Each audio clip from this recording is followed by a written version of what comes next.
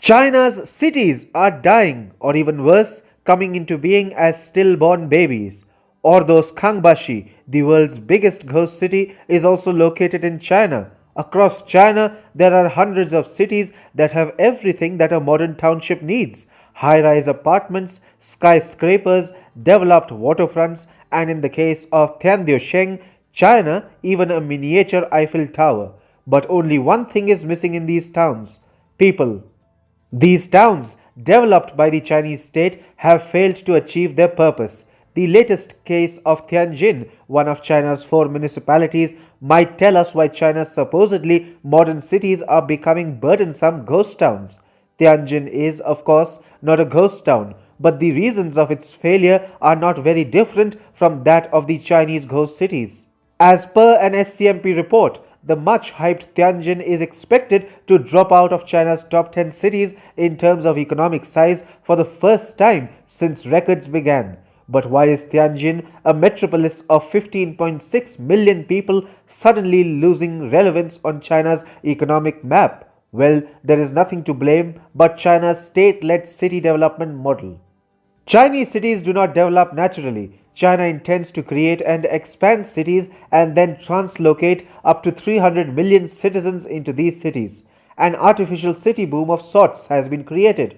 Photographer Kai Kammerer told Business Insider, unlike in the US, where cities often begin as small developments and grow in accordance to the local industries, these new Chinese cities are built to the point of near completion before introducing people. Sounds like a brilliant plan? It could have been, except that China's citizens did not really move into these cities. Take the example of Tianjin. The city has not developed organically. In 2008, China launched a massive stimulus plan to offset the impact of the global financial crisis. Tianjin itself was made a poster child for rapid economic growth.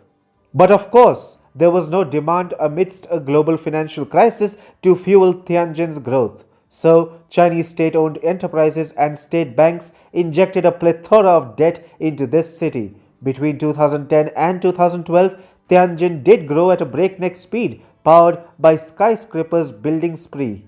However, now the perils of debt-powered fake booms are becoming clear. Amanda Du, a senior analyst with rating agency Moody's, said that Tianjin's debt-to-GDP ratio could rise to 40% this year, making it one of the top 5 indebted Chinese cities. Tianjin simply doesn't have the demand to match the amount of debt that has been injected into it by the Chinese state instrumentalities. Take the example of a project that built dozens of skyscrapers on a remote riverbank.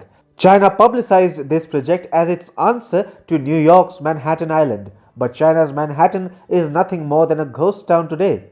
Tianjin is a designated free trade zone, but it hasn't been able to attract a lot of foreign direct investment, and most of its growth has been powered by the state-owned enterprises that have a very high debt component and a relatively low level of value addition. Tianjin is an example of what artificial state-led boom can do to a city, and this is why most of China's cities are dying even before they come to life. China's state-led city development model simply cannot create thriving cities, and all it can manage is dead ghost cities.